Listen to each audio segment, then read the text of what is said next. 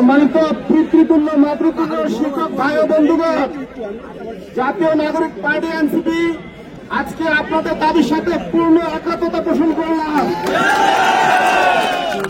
আমরা মনে করি যেই শিক্ষকের ছাত্ররা 24 জুলাই আন্দোলনে রক্ত দিয়ে বাংলাদেশ স্বাধীন করেছে, সেই শিক্ষকেরা এভাবে অসহায় প্রতিবাদ করতে পারে না।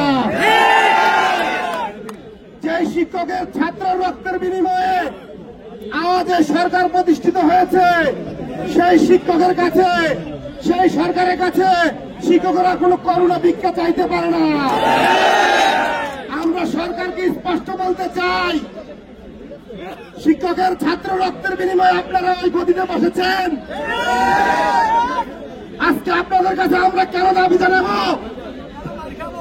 আমাদের তো কথা ছিল আপনারা নিজেরাই দাবিগুলো আগে থেকে মেনে নিবেন, সবার আগে শিক্ষকদের দাবি মেনে নিবেন।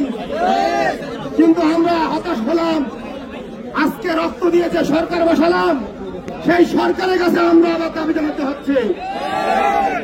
তাহলে আমরা কাকে সরকারে বসালাম? পদ্মা সেতু, মেট্রো রেল এবং এলিভেটেড এক্সপ্রেসওয়ে নির্মাণের গর্বিত অংশীদার বসুন্ধরা সিমেন্ট। আমরা কি ওই উপদেষ্টা পরিষদকে চাকরি করার জন্য এই জায়গায় পাঠিয়েছি? বাংলাদেশে চাকরি করার জন্য লোকের অভাব আছে? আমরা তাদেরকে পাঠিয়েছি এই দেশের বৈষম্য নিরসন করার জন্য, শিক্ষকদের মর্যাদা বৃদ্ধি করার জন্য, দেশের শিক্ষা ব্যবস্থাকে আরো উন্নত থেকে উন্নততর করার জন্য। আমরা সরকারকে বলতে চাই, অন্য যাই কিছু করেন, শিক্ষকদের নিয়ে, শিক্ষকদের ছাত্রদের নিয়ে তালবাহানা করবেন না। শেখ হাসিনা থেকে শিক্ষা নেন।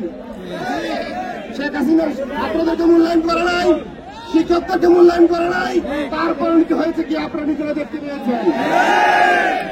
আমি সরকারকে আরো কিছু বলতে চাই, আপনার কথায় কথায় আমাদের সচিবদের বিভিন্ন ভাতা বাড়ান, কই তারা তো আন্দোলন করা লাগে না?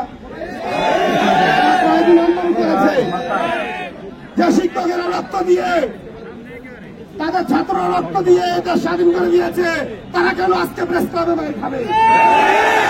তারা কেন রাস্তায় শুয়ে থাকবে? অবিলম্বে তাদের দাবিগুলো মেনে নেন, তাদের বাসা ভাড়া বৃদ্ধি করে দেন এবং তাদের যে স্বাস্থ্য ভাতা আছে সেগুলো মেনে নেন। জাতীয় নাগরিক পার্টি আমরা এই শিক্ষকদের দাবির সাথে সম্পূর্ণ একাত্মতা পোষণ করলাম। জিন্দাবাদ, বাংলাদেশ জিন্দাবাদ।